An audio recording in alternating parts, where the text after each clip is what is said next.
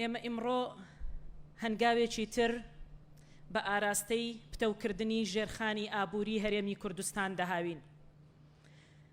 خۆتان دەزانن لە چەند مانگی ڕابردوو بەردی بناغەی پرۆژەی بە بازاڕکردنی گەنمی جوتیارانی هەرێمی کوردستانمان لە سنووری پارێزگای سلێمانی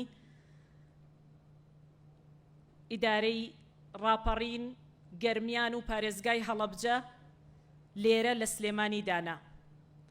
ئەم پرۆژەیە لەگەڵ ئەوەی کە پرۆژەیەکی گرنگ و استراتیجیە ئاعتیمادی سەرەکی لەسەر وەرگرتنەوەی گەنمی جوتیارانی هەرێمی کوردستانە، لە هەمان کاتیشدا کۆمەڵێک هەنگاوی تر دەنێ بە ئاراستەی پاراستنی ئاسایشی خۆراک و بەرهەمهێنانی هەموو ئەو بەروبوومانەی کە لە دانەوێڵەی گەنم پێویستە بخرێنە بازاڕەکانی هەرێمی کوردستان لە ژێر چاودێری لایەنە پەیوەندیدارەکانی حکوومەتی هەرێمی کوردستان. ساڵی پار هەمووتان گوێبیستی ئەوە بوون کە بەشێکی زۆری ئەو بەرهەمانەی دەهێنرێنە ناو بازاڕەکانی هەرێمی کوردستان و لە وڵاتانی تر هاوردە دەکرێن ناتوانرێ ئاعتیمادی 100% لە ڕووی پاراستنی ئاسایشی خۆراک و لە ڕووی کوالەتیەکەی و لە ڕووی تەندروستیشەوە ئاعتیمادی بکرێتە سەر. ئەمە وای لێکردین ئێمە لە وەزارەتی کشتوکاڵ و سەرچاوەکانی ئاو بە پاڵپشتی ئەنجومەنی وەزیران بیر لە دامەزراندنی پرۆژەیەکی لەم شێوەیە بکەینەوە. دەمەوێت بڵێم بەداخەوەین کە ئیمساڵ ئەو ساڵی کە تێپەڕی بەهۆی وشکە ساڵیەوە بەرهەمی جوتیارانی ئێمە لە ئاستی خواستی ئێمە نەبوو لە وەزارەتی کشتوکاڵ. هەر ئەمە ژوای کرد ڕێژەی بە بازاڕکردنی گەنم لە سایلۆکانی عێراقدا بە بەراورد بە ساڵانی ڕابردوو بە ڕێژەیەکی زۆر دابەزی. ئێمە لە ساڵپاردا نزیکەی 390,000 تەن گەنممان بە بازار کرد لە سایلۆکان، بەڵام ئەمساڵ لەلایەن وەزارەتی بازرگانیەوە تەنها 126,000 تەن گەنم وەرگیرایەوە. من دڵنیام کێشە و گرفت زۆر بوو لە بەردەمی وەرگرتنەوەی گەنمەکە، بەڵام تەئسیراتی گەورە بەهۆی ئەو بارودۆخە ناهەموارە بوو کە بەسەر بەرهەمی دانەوێڵەی گەنم لە هەرێمی کوردستان داهات بەهۆی وشکە ساڵی و بەهۆی ئەو کوالیتی گەنمەی کە لە هەرێمی کوردستاندا بەرهەم هات.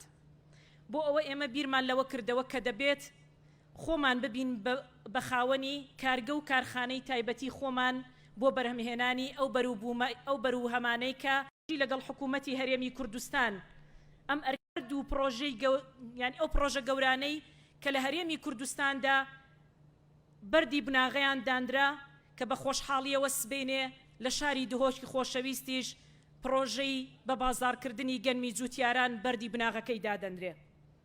زۆر دەوترێ ئەم کۆمپانیانە کۆمپانیای حزبین، بەڵام ئەم کۆمپانیانە کۆمپانیای کەرتی تایبەتن. ئێمە ئەم پرۆژەیەمان لەگەڵ کەرتی تایبەت بۆ ئەوە ئەنجامدا کە خزمەتی جوتیارانی خۆمانی پێ بکەین.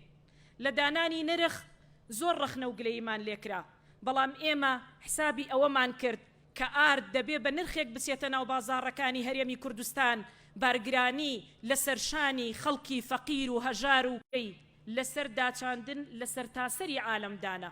لە بازاڕەکانی جیهاندا نرخی گەنم و ئارد و پەینە کیمیاییەکان بە شێوازێکی بەرچاو زیادی کرد. گواستنەوەیان بۆ ناو بازاڕەکانی هەرێمی کوردستان کە ئێمە بۆ خۆمان ئێستا کارگەی بەرهەمهێنانی پەینی کیمیاییمان نییە لە هەرێمی کوردستان، وای کرد بارگرانی بخاتە سەر شانی جوتیارانی خۆشەویستی ئێمە. دەمەوێت ڕوونکردنەوەی ئەوەش بدەم لە دوای دەست بەکاربوونمان لە وەزارەتی کشتوکاڵ بە شانازیەوە دەیڵێم ئەو هەنگاوەی نامان بۆ نەهێشتنی قۆرەخکاری بۆ نەهێشتنی ڕەسیدی کۆمپانیاکان ئێمە بووین لە وەزارەتی کشتوکاڵ کە دەرفەتی یەکسانمان ڕەخسان. هەر کۆمپانیایەک لە هەرێمی کوردستان دەیەوێت پەیینی کیمیایی هاوردە بکە بۆ پاڵپشتیکردنی جوتیارەکانمان بۆ دابەزاندنی نرخ ئازادە لەوەی چەند تەن هاوردە دەکا تەنها بێت مۆڵەتی لە بەڕێوەبەرایەتیەکانی کشتوکاڵی ئێمە وەربگرێ و ئەو منافەسەیە بۆ جۆری کوالەتی و دابەزاندنی نرخ بەجێ دێڵین، نەک قۆرەخکاری بۆ کۆمپانیایەک یان چەند کۆمپانیایەکی حزبی. ئێمە باوەڕمان بە ڕەخساندن کە باوەڕمان وایە سێکتەری کشتوکاڵ دەبێت لە پاڵ سێکتەرەکانی تردا ببێتە بناغەیەکی گرنگی ئابووری لە هەرێمی کوردستاندا بە دڵنیاییەوە هەنگاو دەنێ بۆ ئەوەی کە پیشەسازی کشتوکاڵ بکاتە یەکێک لە بنەما گرنگەکانی ئابووری و لە هەموو بوارەکاندا بۆ هەموو بەرهەمە کشت و کاڵیەکان ئێمە هەنگاوی جدی لەم بوارەدا دەنین. بۆیە ئومێد دەکەم دووبارە جوتیارانی خۆشەویستی هەرێمی کوردستان لە هەموو سەرنج و تێبینیەکانی کە هەیانە لەگەڵ وەزارەتی کشت و کاڵ پەیوەندی تۆکمە و تونند و تۆڵیان هەبێ و ئێمەش لە خزمەتیاندا دەبین بۆ وەڵامدانەوە و کار ئاسانیکردن بۆ هەموو ئەو بابەتانەی کە پەیوەندی بە بەرەو پێشچوونی سێکتەری کشت و کاڵ و پاڵپشتیکردنی جوتیاران لە هەرێمی کوردستان هەیە. دووبارە ڕێز و حورمەتم، سوپاس بۆ ئامادەبوونتان و سوپاسی کۆمپانیای قەیوان دەکەین کە توانی لە ماوەیەکی کەمدا ئەم کارگەیە بەگەڕ بخات و لە ئایندەیەکی نزیک هەر لەمڕۆوە بەرهەمەکەی بخاتە ناو بازاڕی هەرێمی کوردستان و ئەوەی کە دەمەوێت تەئکیدیشی لێ بکەمەوە لەگەڵ ڕاگەیاندنی ئەوەی کە ئێمە بەرهەمی کۆمپانیاکانی خۆمان دەخینە ناو بازاڕی هەرێمی کوردستان بە خۆشحاڵیەوە دەکرێت بڵێم ڕێژەی نرخی تۆنێک ئارد لە بازاڕەکانی هەرێمی کوردستاندا بە ڕێژەیەکی بەرچاو دابەزیوە. ئەمە شانازیەکی گەورەیە بۆ حکوومەتی هەرێمی کوردستان و بۆ کەرتی تایبەت و بە دڵنیاییەوە ئێمەش پاڵپشتیان دەبین لە سەرخستنی ئەو هەنگاوانەی کە بۆ ئایندە بۆ تەکمیلەی کۆی کارگەکانی تر دەیهاون. دووبارە سپاستان دەکەم، بەخێربێن سەرچاوان.